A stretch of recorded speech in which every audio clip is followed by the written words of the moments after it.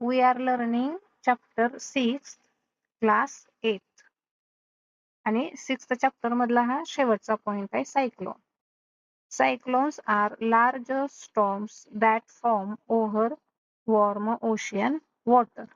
तर सायक्लोन जे आहे ते कशा तयार होतात की समुद्राचं पाणी जे ओव्हर वॉर्म होतं, जास्त गरम होतं, त्याच्यामुळे काय तयार होतात? सायक्लोन्स तयार होतात. As the ocean water gets heated, ocean water जे आहे म्हणजे समुद्राचं पाणी हे काय होतं? हीट होतं, गरम होतं. Then the warm and moist air above it rises. आणि मग काय होतं?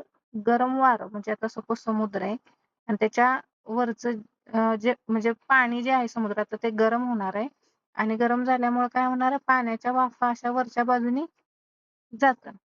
As the moist air rises, the water vapor condenses to form raindrops. आता ही जी गरम वाफ आहे पाण्याची तयार झालेली म्हणजे हे जे वार आहे हे वरती वरती जाणार, वरती गेल्यानंतर काय होणार आहे? कंडेन्स होणार. कंडेन्स होणार म्हणजेच काय? पाण्याची जी वाफ आहे ते थंड होणार, इथं वरती थंडावा त्याला लागणार आणि पुन्हा काय होणार? त्याचं रेन ड्रॉप्स मध्ये त्याचं कन्व्हर्जन होणार. We know that during evaporation, water takes up heat to change into vapor. म्हणजे आता वेपरायझेशन मध्ये काय होतं की वॉटर इथं खाली वेपरायझेशन होतं म्हणजे वॉटरनं काय केलं? इथं हीट घेतली, त्यामुळे त्याचं कन्व्हर्जन मध्ये झालं? वाफेमध्ये झालं. म्हणजे वॉर्म एअर आणि ती वरती गेली. वॉर्म एअर लाईटर झाली, हलकी झाली, त्यामुळे ती वरच्या बाजूला गेली. वरच्या बाजूला गेल्यानंतर इथं काय झालं? कंडेन्स झालं. कंडेन्स म्हणजे वॉटर वेपरचं कन्व्हर्जन कशामध्ये झालं? रेन ड्रॉप्स मध्ये झालं. When this water vapor condenses into raindrops, heat is released back into the atmosphere. आता ज्यावेळी वॉटर वेपरचं कन्व्हर्जन रेन ड्रॉप्स मध्ये झालं त्यावेळी इथं काय होणार आहे? हीट रिलीज होते.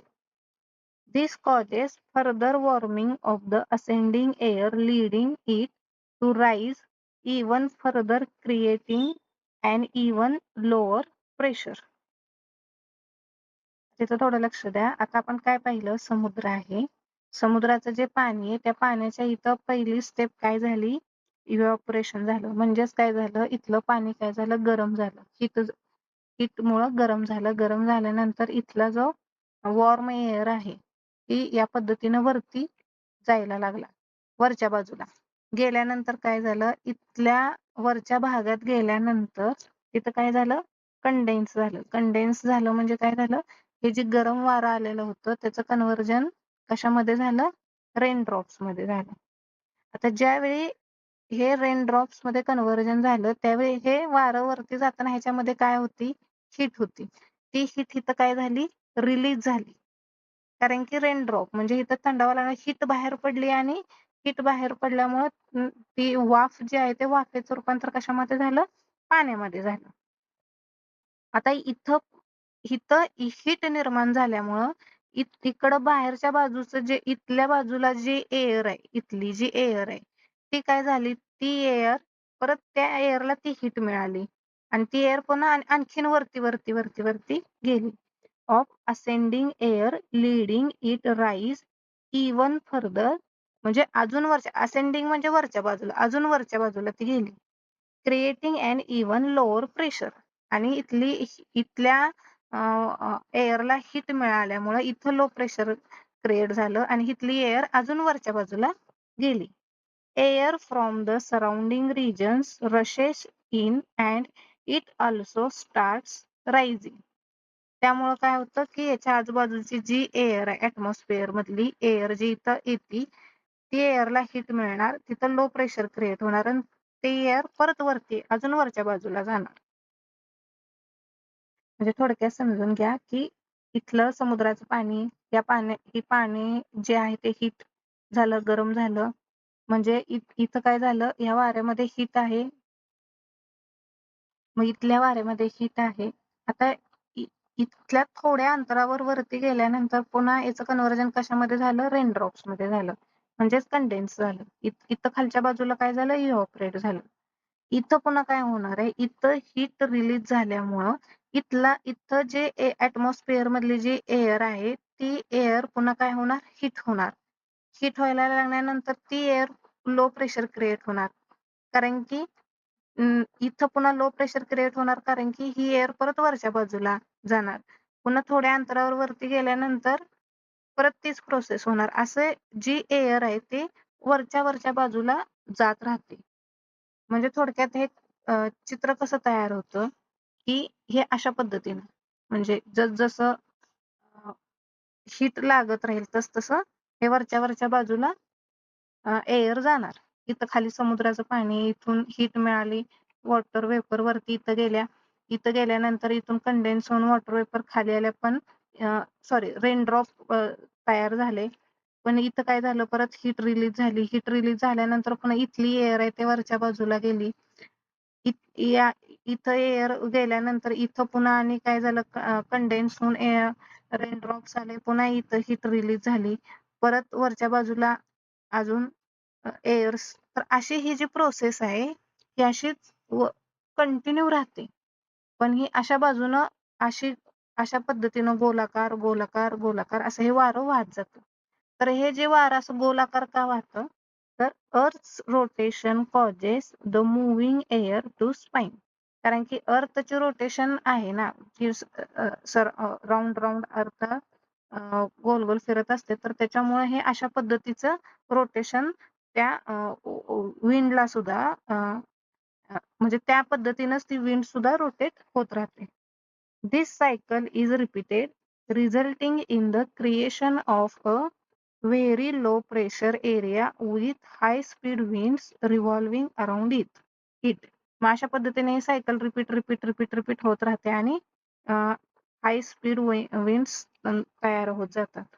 दिस spinning system of clouds, winds and rain is called a cyclones. मग इथं काय होतात, क्लाउड्स तयार होतात, पुन्हा रेन सुरू होतो, पुन्हा क्लाउड्स तयार होतात, पुन्हा हे वाइंड अशा पद्धतीनं वरती वारा वरती जातो. ही जी रिपीटेड सिस्टीम अशा पद्धतीनं जे असेंडिंग लेवलला होत जाते, त्यालाच आपण काय म्हणतो, cyclone. In a cyclone, the region of lowest pressure is at the center is known as the eye of the cyclone. आता याच्यामध्ये जो lowest region of lowest pressure म्हणजे सुरुवातीचा जो रिजन असतो खालचा, तिथून पुन्हा हे अशा पद्धतीनं ही सायकल होत राहते आणि हे सायक्लोन्स तयार होतात. तो इथला जो रिजन आहे त्याला काय म्हणायचं, आय ऑफ सायक्लोन. इथं दिलेलं आहे हा जो खालचा, त्याला काय म्हणायचं, I of cyclone. At the I of the cyclone the wind is काम. काम म्हणजे एकदम तिथं शांत असते. बाहेरच्या बाजूला वरच्या बाजूला जर तुम्ही पाहिलं तर तिकडं एकदम वारा जोराचा असणार आहे, पण आतल्या बाजूला एकदम शांत. But the surrounding region experiences strong wind. Surrounding म्हणजे हा बाजूचा. And heavy rainfall. आणि इकडच्या बाजूला काय असणार आहे, heavy rainfall. As a cyclone moves from the ocean towards the land, it generates higher wind speeds compared to the wind speeds produced by regular thunderstorms. आता हे जे सायक्लोन्स आहेत हे कुठं तयार झाले, समुद्रामध्ये तयार झाले. हे जसजसे असे फिरत हे गोल गोल फिरत हे कुठं जाणार आहेत, लँडकडे जाणार आहेत. सपोज या ठिकाणी लँड आहे, हे लँड पर्यंत जातात. तर हे जे ह्याचं जे स्पीड असतं किंवा हे जे वाइंड स्पीड असतं ते थंडर स्ट्रोम पेक्षा जास्त असतं. रेग्युलर थंडर स्ट्रोम म्हणजे इतर वेळेला ज्यावेळी पावसाचं वातावरण होतं, जो वारा सुटतो म्हणजे जरा जोराचा जरी असला तरी त्याच्यापेक्षा म्हणजे हे जास्त असतात, त्याचं हाय स्पीड असतं. Once the cyclone reaches land, the source of moist air is cut off and it gradually loses its strength. आता हे समुद्रामध्ये हे कुठं चाललेत, लँडकडे चाललेले असतात.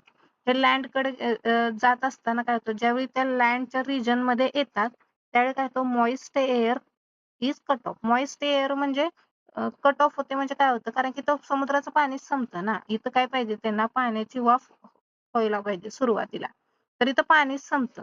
त्यामुळे काय होतं, इट लुजेस इट्स स्ट्रेंथ. त्यामुळे हे वारं काय होतं, इथं संपून जातं. ह्या समुद्र किनाऱ्यावर हे आपटतं जोरात. म्हणजे तुम्ही न्यूज मध्ये ऐकलं असेल, आपल्या महाराष्ट्रामध्ये कोकणची जी किनारपट्टी आहे, मग तिथं तुम्हाला न्यूज मध्ये ऐकायला मिळतं की चक्रीय वादळ येणार आहे वगैरे वगैरे. तर ते या स्पीडनं येईल, किंवा की या किनारपट्टीवर आदळणार आहे म्हणजेच काय, ते इथं येऊन इथं स्टॉप होतं ते वार. कारण की त्याला इथून जे मॉइस्ट एअर मिळते ते पाणी इथं संपत जातं. पण ते लँडवर जितका रिजन ऑक्युपाय करतो तेवढ्या रिजनवर जाऊन ते वारं काय होतं, थांबतं म्हणजे त्याची स्ट्रेंथ कमी कमी होते आणि ते संपतं तिथं. Even as a cyclone loses its strength while traveling over land, it leaves behind a trail of destruction that can take months or even years to repair. आता हे जे सायक्लोन जे आहेत ते लँडवर आले म्हणजे समुद्र किनाऱ्यावर तिथं पुढे आले ट्रॅव्हलिंग करत, त्याच्यानंतर ते तिथं संपले. पण काय होतं, खूप मोठ्या प्रमाणात नुकसान होतं. डिस्ट्रक्शन खूप मोठ्या प्रमाणात नुकसान होतं आणि ते नुकसान महिने किंवा वर्ष पण लागतात रिपेअर होण्यासाठी म्हणजे भरून काढण्यासाठी. काही महिन्यांचा कालावधी पण जातो आणि जर नुकसान मोठ्या प्रमाणात असेल तर वर्ष सुद्धा लागतात. Cyclones can be extremely destructive. Cyclones हे खूपच म्हणजे त्याच्यामुळे खूपच नुकसान होतं सायक्लॉनमुळे.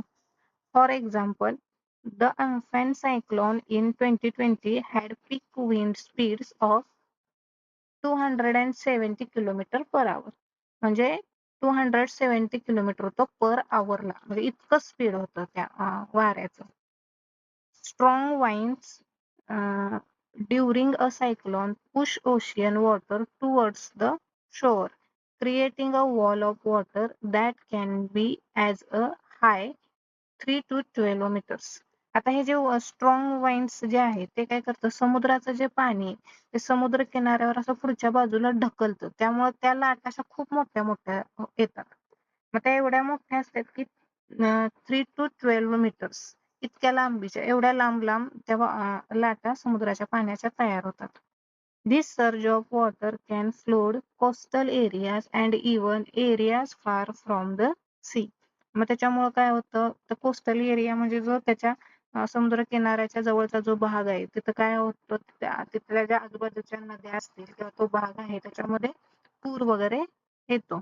The heavy rainfall which accompanies a cyclone may causes rivers to overflow and can also trigger landslides. आणि हेवी रेनफॉल झाल्यामुळे काय होतं, नद्यांना पूर येतो. म्हणजे प्रमाणाच्या बाहेर रेनफॉल झाल्यामुळे नद्यांना जास्त प्रमाणात पूर येतो, मोठा पूर येतो. Sea water that rushes inland can contaminate drinking water source and damage farmland. आता बरोबर आहे, समुद्राचं पाणी जास्त प्रमाणात बाहेर आल्यामुळं ते ह्याच्यामध्ये ड्रिंकिंग वॉटर मध्ये मिक्स होतं आणि ते काय होतं, कंटॅमिनेट होतं किंवा फार्मलँड म्हणजे शेतीमध्ये वगैरे घुसतं. कारण समुद्राच्या पाण्यामध्ये काय असतं, साल्ट असतं. The salt in C water can make soil less fertile म्हणजे जी जमीन चांगली, ज्याच्यामध्ये चांगली पिकं वगैरे येतात, म्हणजे जी सुपीक जमीन आहे त्याची जी इंटेन्सिटी ती कमी केली जाते. अफेक्टिंग क्रॉप्स, शेतामध्ये काही पिकं वगैरे आली असतील तर त्याचे सगळं नुकसान होतं, ते सगळे वाहून जातात. चिखल होतं जास्त प्रमाणात पाणी साठल्यामुळं. Roads may get blocked. Roads block होतात due to fallen trees and debris म्हणजे जे झाडांचा पालापाचोळा साठलेला असतो, जे नुकसान होऊन झाडं जे खाली पडलेले असतात, घराच्या आजूबाजूच्या जे नुकसान झालेलं असतं, काही सामान वगैरे येऊन रस्त्यावर पडलेलं असतं, ट्रीज सगळे झाडं वगैरे पडलेले असतात, त्यामुळे रोड्स ब्लॉक होतात. Making it difficult for help to reach the affected areas. त्यामुळे त्या अफेक्टेड एरियाला हेल्प पोहोचवणं, मदत पोहोचवणं थोडंसं डिफिकल्ट होऊन जातं. Power outage can last for days. म्हणजे तिथं आपण पॉवर पण त्या एरियामध्ये आपण पोहोचू शकत नाही. Destructive emergency service and daily life.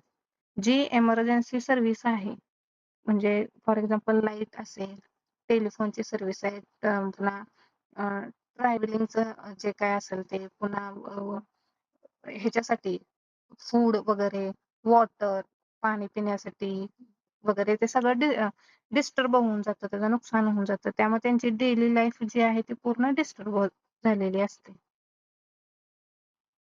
How can we protect ourselves during cyclones. मग आता आपण कसं या सायक्लोन्स मधून स्वतःला प्रोटेक्ट करू शकतो. It is important to stay updated on weather reports and periodic alerts and warnings issued by India meteorological department IMD. म्हणजे IMD हे जे इंडिया मेट्रोलॉजिकल डिपार्टमेंट त्यांच्याकडून ज्या इन्स्ट्रक्शन येतील त्या इन्स्ट्रक्शन फॉलो केला पाहिजे. वेदर रिपोर्ट जो काय आलाय तो फॉलो केला पाहिजे. Thanks to the weather monitoring satellites. आता वेदर मॉनिटरिंग सॅटेलाइट्स आहेत त्याची सुद्धा मदत होते. Today we can track cyclones and predict their path, helping us reduce their impact on life and property. आता म्हणजे या सॅटेलाइटमुळे आपल्याला समजतं की सायक्लॉन्स जे येणार आहेत ते त्यांचा पाथ काय आहे, म्हणजे ते कोणत्या दिशेने येतात, कुठून येतात. त्यामुळे आपण काय करू शकतो, तिथल्या ज्या ठिकाणी ते सायक्लॉन्स जाणार आहेत तर तिथल्या लोकांना आपण आधी सांगू शकतो, म्हणजे स्थलांतरित होण्यासाठी, म्हणजे एका ठिकाणाहून दुसऱ्या ठिकाणी जाण्यासाठी सांगू शकतो. आणि अशा पद्धतीने आपण तिथली लाईफ आणि प्रॉपर्टी रिड्यूस होण्यापासून मदत करू शकतो. Several national and international organizations work together to monitor cyclone-related disaster. तर बरेच असे नॅशनल आणि इंटरनॅशनल ऑर्गनायझेशन्स आहेत की जे एकत्र काम करतात, मॉनिटर करतात, काम करतात सायक्लोन रिलेटेड डिझास्टर साठी. If you live in a cyclone prone area, keep an emergency kit ready with essential items. जर तुम्ही सायक्लोन एरियामध्ये राहत असाल तर तुमच्याकडे इमर्जन्सी किट पाहिजे की ज्याच्यामध्ये जे इसेन्शियल आयटम जे गरजेचे आहेत, ज्याची तुम्हाला हेल्प होणार आहे ते त्याच्यामध्ये पाहिजेत. During a cyclone quickly move to a nearby designed cyclone shelter. म्हणजे जे सायक्लोन शेल्टर तयार केलेले आहेत आजूबाजूला, तर तुम्ही क्विकली तिथं मूव्ह झालं पाहिजे किंवा गेलं पाहिजे. Warm air rises creating a low pressure area. आता तुम्हाला थोडक्यात पॉइंट दिले की कशा पद्धतीनं ते तयार होतं. तर सगळ्यात पहिल्यांदा काय होतं, warm air rises creating a low pressure area.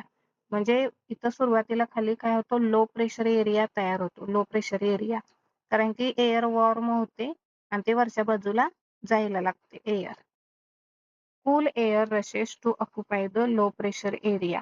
Cool air जी आहे ती काय करते, परत लो प्रेशर एरिया ऑक्युपाय करते. म्हणजे सराउंडिंगचे जे पुन्हा जी कूल एअर आहे त्याच्यामध्ये येणार आणि परत ती काय करणार, तो एरिया ऑक्युपाय करणार. Warm air rises cools and the water vapour condenses to the form clouds.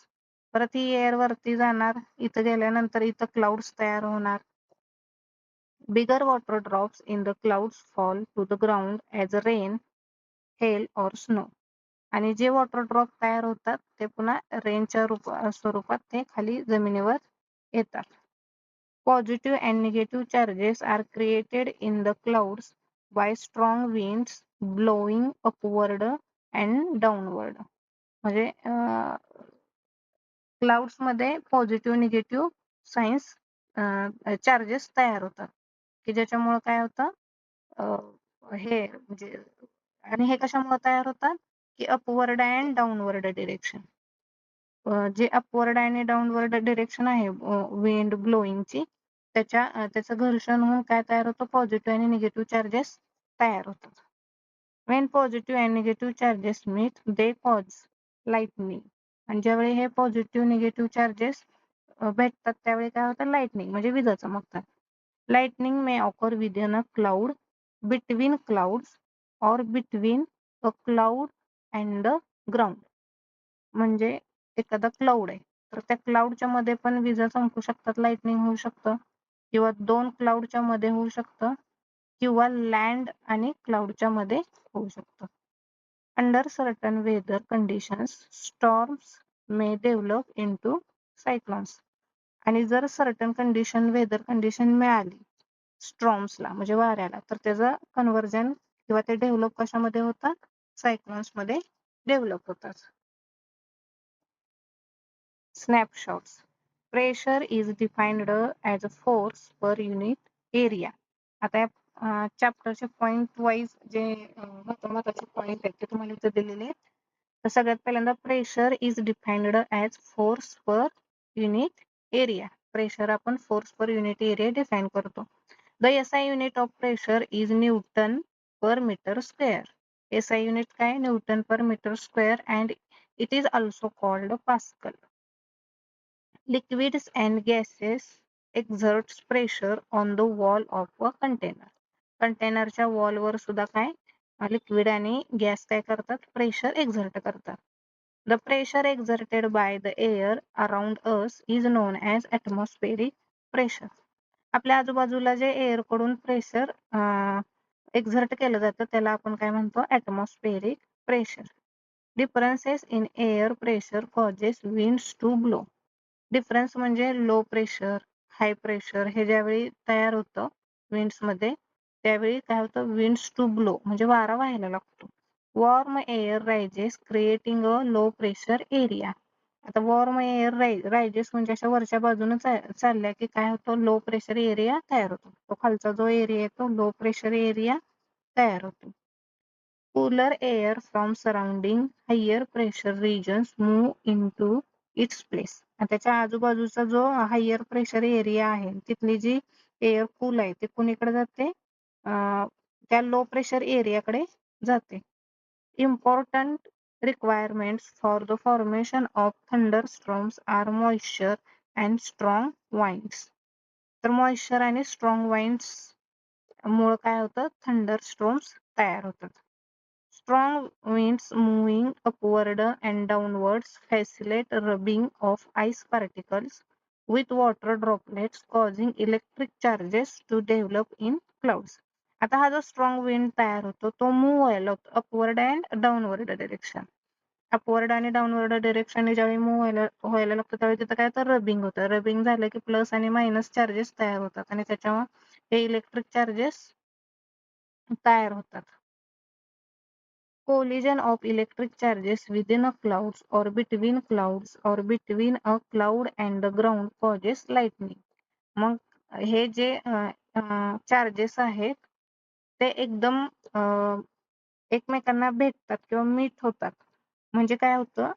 Plus charges आणि मायनस चार्जेस याचं काय होतं? कोलिजन होतं. कोलिजन झालं की ते कुठं होतं? एक तर क्लाउड्स मध्ये होऊ शकतं, विदिन, बिटवीन क्लाउड्स, दोन क्लाउड्स मध्ये किंवा क्लाउड आणि ग्राउंड मध्ये होतं आणि काय रिझल्ट काय होतो? लाइटनिंग म्हणजे विजा चमकतात. Lightning strikes can cause destruction of life and property.